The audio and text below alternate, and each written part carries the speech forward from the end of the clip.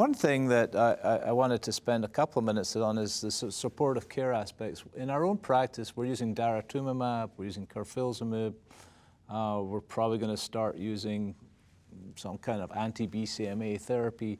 We find hypogammaglobulinemia to become increasingly common. Has that been an experience you've had, Bob, and how do you treat that? Yeah, definitely. Even without CAR T cells, which of course will take care of myeloma, but also normal plasma cells are BCMA positive.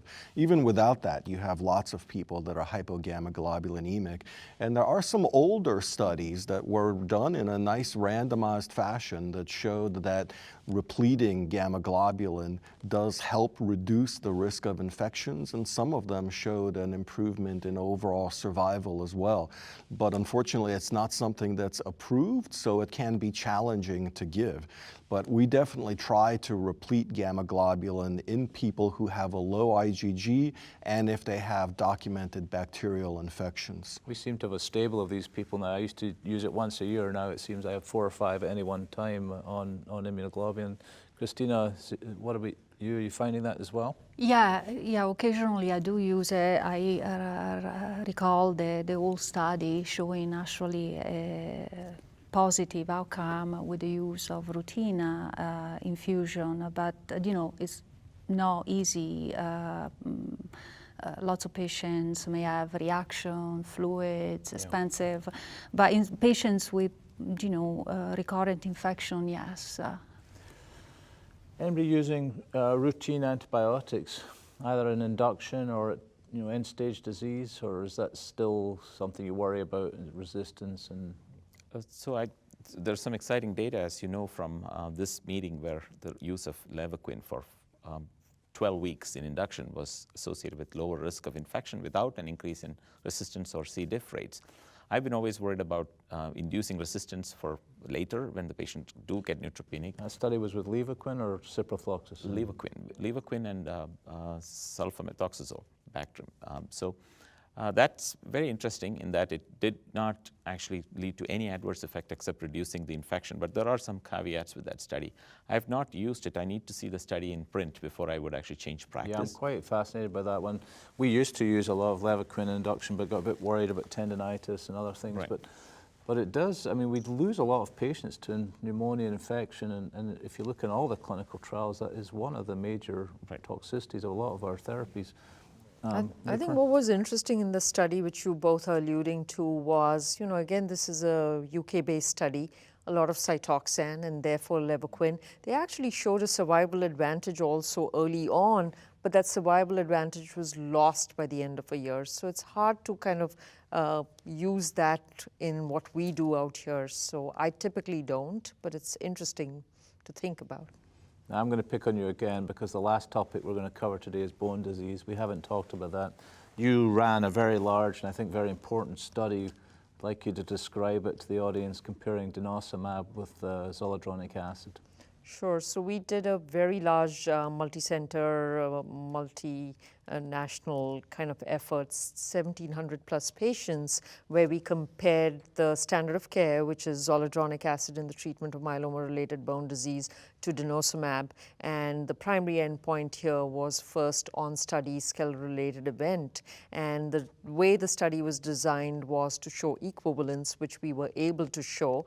What we also were equivalence for skeletal events, right? Equivalence for skeletal-related events. When we did a landmark analysis, we did see an improvement in SREs in the denosumab arm. And very interestingly, what we found in this study was a pretty significant PFS benefit in this patient population in excess of 10.5 months. And these were patients wherein we had stratified for the kind of induction treatment. They were mostly newly diagnosed. So the real only difference was denosumab versus zoledronic acid. That I thought was quite striking. And last point there was this was very well tolerated from a renal standpoint. We did not see a lot of renal toxicity in the DMAB arm compared to zoledronic acid. So I loved your study. I think it was a very surprising 10-month improvement progression-free survival. That is longer than with carfilzomib, elotuzumab, ixazomib, and yet there hasn't been a fantastic upswell of excitement about that. What's going on there, Harry? Why aren't people more excited about that result? It's intriguing, but it's Why, important. why do you say it's intriguing? Why don't you say this is fantastic and we should be doing this? Because you wouldn't. It was not something that you had planned for, obviously. And again, you worry if there is some unknown difference that's bringing it out. So zoledronic acid, as we all know, does have a overall survival advantage that was shown in the large UK study, where irrespective of your induction, if you got zoledronic acid versus an older bone agent. It was fairly modest, as I recall. Still, but it is the only one. And for denosumab, in the original denosumab study of skeletal events, the myeloma subset actually did not show a PFS advantage.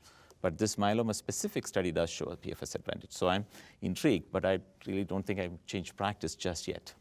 I still don't understand why not. Bob explained to me why we're not all using denosumab, apart from the fact that it's not paid for yet, Yeah. which is a trivial, not trivial. Well, you took my answer, Yeah, but I that do was my think answer too. once it's FDA approved, that it should be something we think about for all patients and definitely for people with renal insufficiency, as Noopur mentioned, where the zoledronic acid, sometimes the guidelines say maybe reduce the dose or maybe not give it at all to some people.